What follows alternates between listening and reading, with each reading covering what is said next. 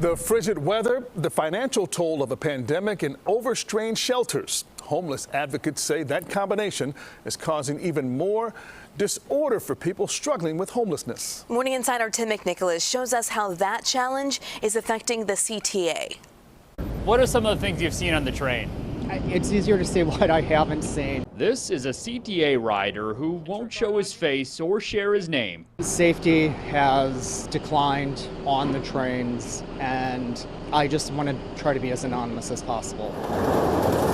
But he will share the photos he took this month of people sleeping on the train next to garbage and beer cans, some of them blocking multiple seats, many of them maskless and likely in need of mental health services. I realize they can't stop the homeless from riding. I realize that they can't make everyone wear a mask, but I just want to be able to ride a train that isn't filled with tobacco smoke and filled with garbage and have people that are fighting on it.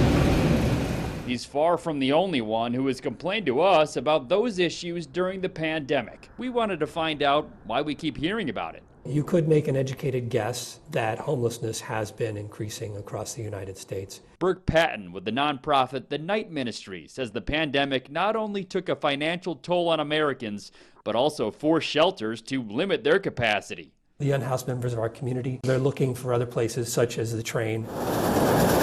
The Night Ministry sets up twice a week on the blue and red lines to connect with homeless people and try to get them help. Patton says Thursday night, the nonprofit saw 150 homeless people over the course of 4 hours working the blue line. 150 is at the high range of what we would see normally.